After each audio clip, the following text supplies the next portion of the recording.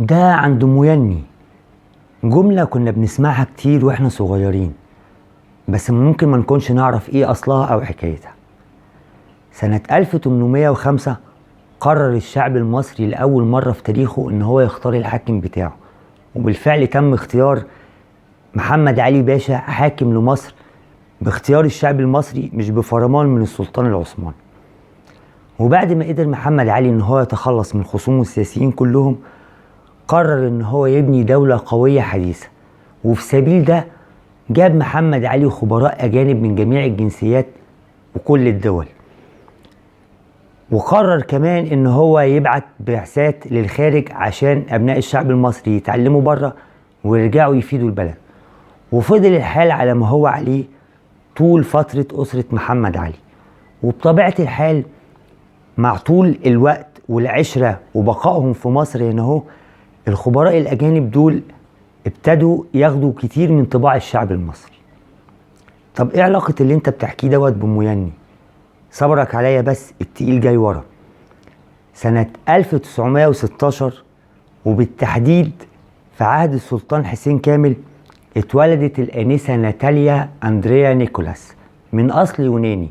باباها ومامتها أو أهلها جم من فترة طويلة، عاشوا في مصر واستقروا.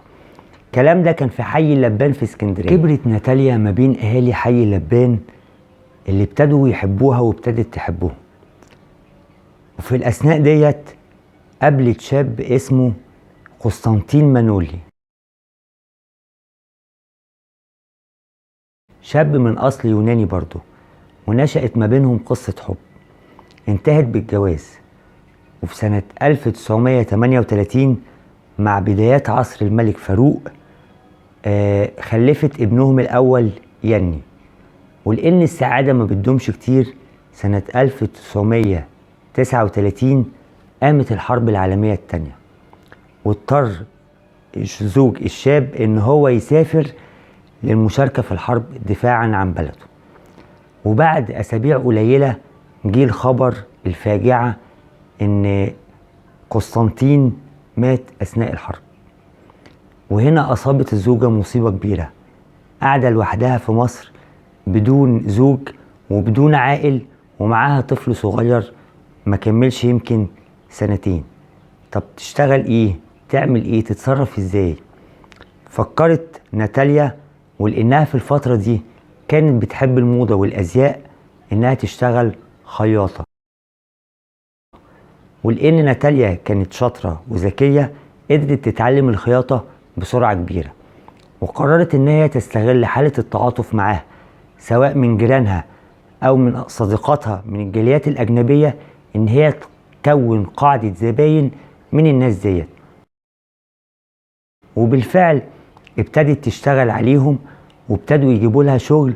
ولانها زي ما قلنا كانت شاطرة وذكية، فقدرت تتعلم الخياطة وتدور على احدث خطوط الموضة وقتها. ابتدت تتميز في شغلها، وابتدت شهرتها تكبر واحدة واحدة ما بين اهالي حي اللبان. شوية شوية ابتدت شهرتها تزيد وتنتشر في اسكندرية كلها.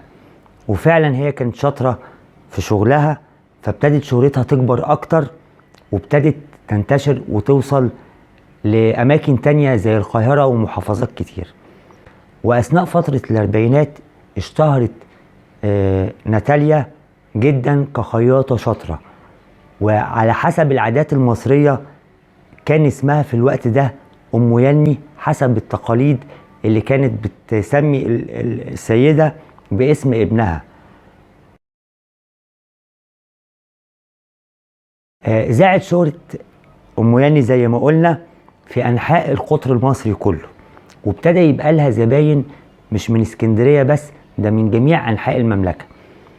لحد ما جت سنة 1952 وقامت ثورة 23 يوليو.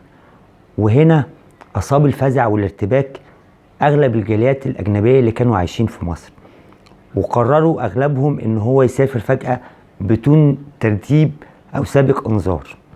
وكان من ضمنهم أم يني اللي كان ناس كتير جدا ليها شغل عندها.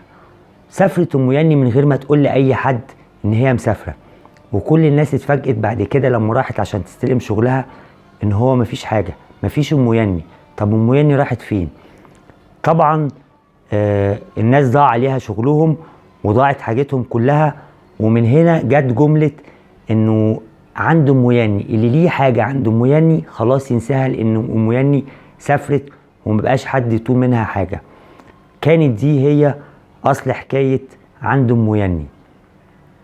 لو عجبكم الفيديو ما تنسوش تعملوا لايك واشتراك. ولا برضو عند ام يني؟ سلام.